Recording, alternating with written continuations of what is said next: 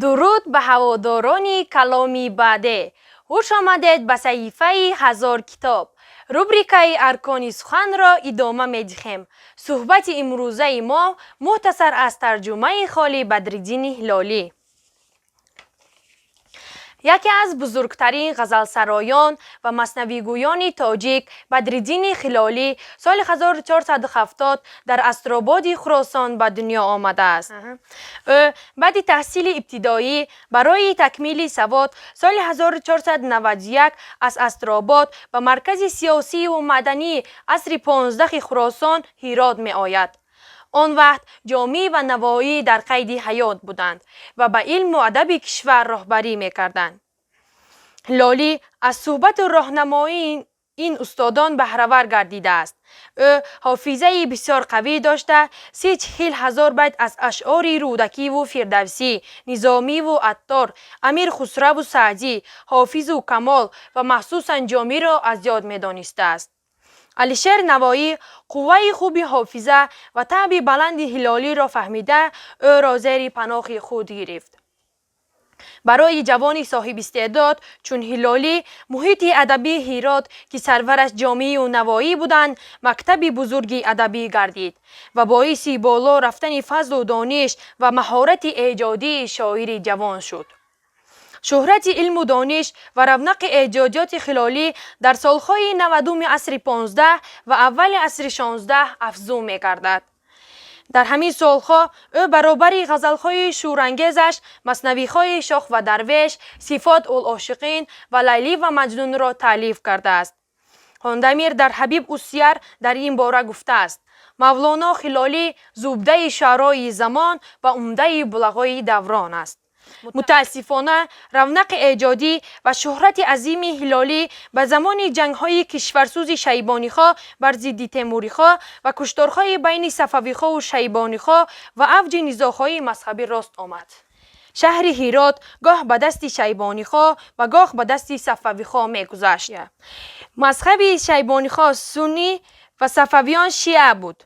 حکومتداران متعصب هر دو طرف نزاع بین سنی و شیعه را برانگیختند. مردم زیاد با عیب سنی یا شیعه بودن کشته شدند. اهالی به داد آمده نمی‌دانسته است که کدام مذهب را پرستد. هلالی که شاهد این واقعه‌های پردهشت بود در مذمت عبیدالله خان شیبانی دو رباعی میگوید. در یکی از این رباعی‌ها که در جواب رباعی خود عبیدالله خان گفته شده است او را چون ظالم لعنت می‌خواند. در آن شرایط برای قتل شاعر این دو رباعی بسنده بود. خود هلالی که مردی خوشمجازی بود دشمنان زیادی داشت. این دشمنانی درباری با کمال بخل و حسد این رباعی ها را به عبیدالله خان میرساند و میگوید که هلالی رافض است. اصلا هلالی در مثنویات خود گاه خلیفه های راشدین و گاه امام های شیعه را ستوده است. از سرچشمه ها نیز معلوم نمی شود که شاعر از اهل سنی بود یا شیعه. هلالی پس از این فتنه شاعرانی درباری در مدح عبیدالله خان قصیده نوشت، اما ستایش فایده نبخشید. چنانکه حسنبک رملو می نویسد: پس از ایذای بسیار و آزار بیرون از شمار آن نادیره روزگار را در بازار هرات به قتل آوردند. سامیرزا نوشته است که چون هلالی را در سنه 1529 به کشتن می بردند سر او را شکستند. خون بر رویش می دوید. در این حالت هلالی بیت زیرین را می خواند: این قطره خون چیست بر روی تو هلالی، گویا که دل از غصه بر روی تو دویده. از خلالی یک دیوان 3 مثنوی شاه و درویش، صفات العاشقین و لیلی و مجنون باقی مانده است. دیوان اشعار خلالی که سال 1521 خود شاعر ترتیب داده است، اساساً از غزل و رباعی فراخوان آمده. نسخه چاپی آن 360 غزل، 32 رباعی و 8 قطعه را در بر میگیرد. ایجادیات خلالی از غزل آغاز شده، از جوانی تا آخر عمر غزل می گفت و در غزل سرایی استعدادی فوق‌العاده داشت. به گفت سعید نفیسی بهترین شاعری غزل سرایی روزگار خود بود. عشق و محبت موضوع اساسی غزلیات خلالی می باشد. عشق تصویر نموده او عشق انسانی است. معشوقه خلالی انسانی زمینی است. عشق خلالی که در ایدئال‌های زندگی انسانی تصویر شدن، فقط احساسات فردی خود شاعر نبوده، بلکه افاده‌گر احساسات، فکر و عقیده و آرزوهای مردم است. عشق در نظر خلالی اهمیت تربیوی هم کسب کرده است.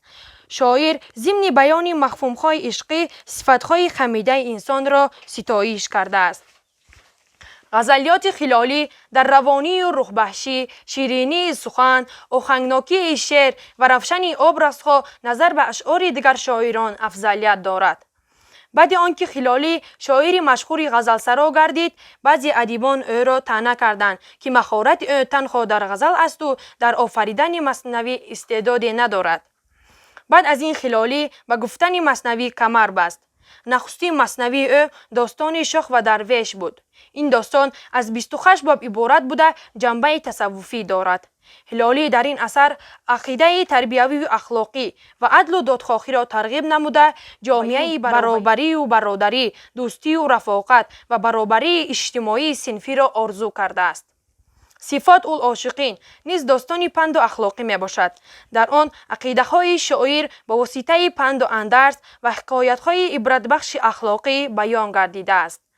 اثر از 20 باب عبارت بوده، هر کدام آن به یک مسئله مهم زندگی به مثل دلیری، صدق و وفا، دوستی، خدمت بخشیده شده است.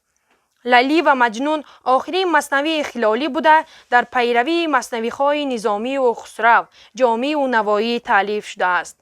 اما خلالی در بیان مضمون، شرح و معنیداد قهرمان‌های مثنوی نوپردازی‌ها کرده اثری تازه آفریده است. داستان از 34 قسمت و 27 باب عبارت می باشد.